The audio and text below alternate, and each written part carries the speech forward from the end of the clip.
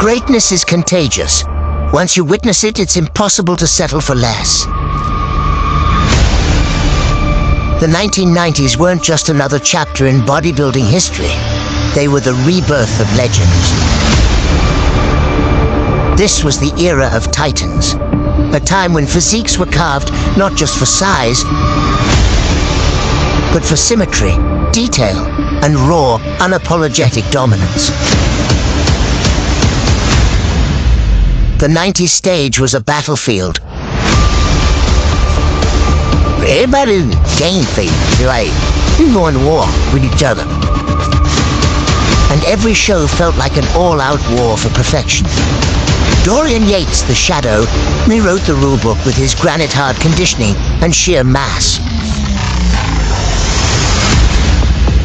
I think there was just a lot of really good guys all at one time in the 90s. And when I was in bodybuilding, I was so immersed in it, like a tunnel vision, that I literally did nothing else. I thought about nothing else. He was a mystery off stage, but when he stepped into the spotlight, it was like witnessing a force of nature. His 6-year reign as Mr. Olympia was unmatched, a testament to his relentless work ethic and indomitable mindset. The winner of Mr. Olympia, Dorian Yates.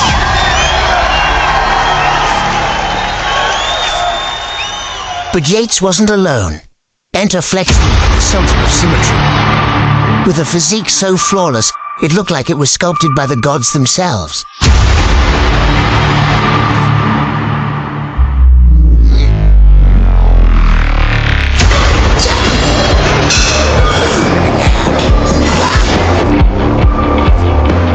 Every pose told a story, every line a masterpiece of aesthetic perfection. Right?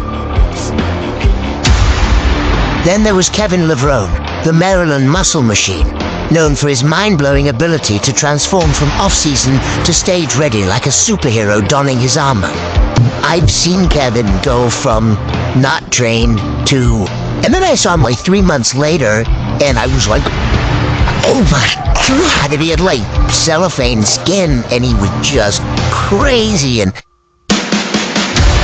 who could forget Shawn Ray, whose classic lines and polished presentation made him the poster child for timeless bodybuilding artistry. Everybody competes on a certain level, but when I was looking at everybody was like, whoa, man, you gotta be kidding, you gotta be listen. It was all over. It was like, where does this dude come from? I would say definitely that was the most intense period. Mr. Olympia was, you know, the pinnacle of bodybuilding. Was very popular in the 90s. Like singing the cam lights, it's another day. Dorian Yates lifting heavy pools strong all the way. Ronnie's got that vibe you never can deny. Kevin the Pro's legacy reaching for the sky. Pump it up, break the chains and hit the weights. Feel the burn in every muscle, no more waiting for fate. Flex, wheel of showing moves you know we can't ignore. Old school vibes, bringing life, we always want more.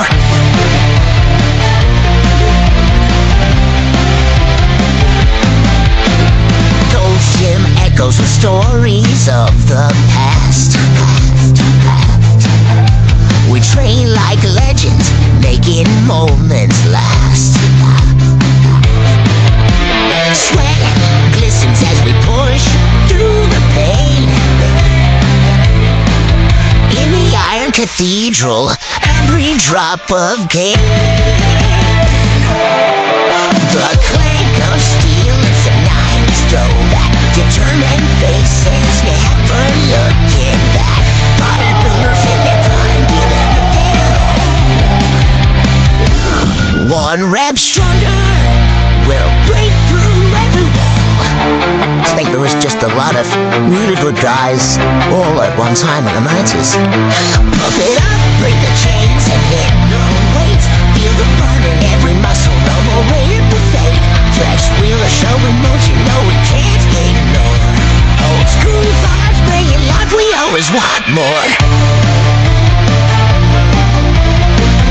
Any one of those guys? With the spirit of legends, we rise and we shine. Every rep and set moving past the line.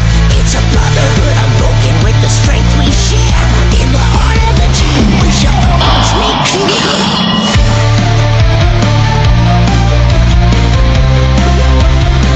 We always want more.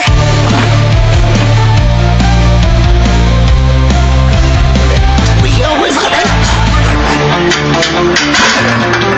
This is the era of bodybuilding that you have never seen before and may never see again. The 1990s were a golden age, a perfect storm where legends collided on the same stage, creating an electrifying spectacle of muscle, dedication, and rivalry. Back then, it wasn't just about winning. It was about surviving the gauntlet. The competition was that fierce. Any one of those guys on any given day could walk away as Mr. Olympia. Every competitor stepped on stage with a game face that screamed, "We're going to war." The physiques were unreal, massive, shredded, and perfectly balanced. No lie, if you said to me, "I've seen Ronnie Coleman, obviously I competed with him," no one could ever blow your mind like Lee Priest looked when he was 21 years fucking nuts. Walked in the gym and I remember looking at him and saying, how is that even possible? But he was massive. Lee Priest, the blonde myth, was a living contradiction to the rules of the 90s.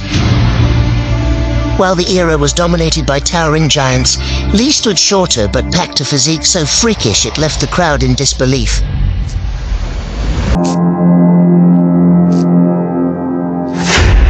Jay Cutler was the relentless underdog, the man who rose from the shadows of legends. In an era dominated by freaks and titans, Jay brought a physique carved from stone and a work ethic that refused to break. He wasn't flashy, he was focused. Every rep, every set, every sacrifice, it all built a man who would stop at nothing to etch his name into the history books. Jay wasn't chasing dreams, he was hunting destiny.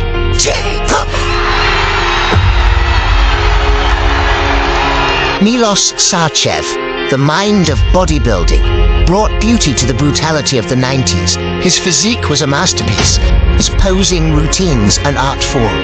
He didn't just walk onto the stage, he owned it, transforming his every move into a moment of awe. Milos proved that symmetry and precision could leave an even greater mark. When Paul Dillett stepped on stage, the world stood still. Towering, massive, and downright freakish. He wasn't just a bodybuilder, he was a spectacle. Dubbed Freakenstein, Paul's proportions looked more like a comic book character than a human being.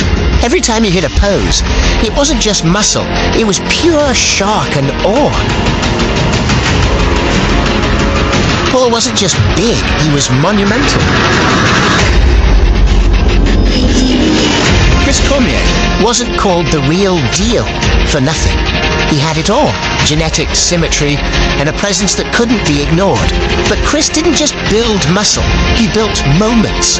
On stage, he was electric, commanding attention with every pose. Off stage, he was the embodiment of the 90s vibe, cool, confident, and hungry for glory.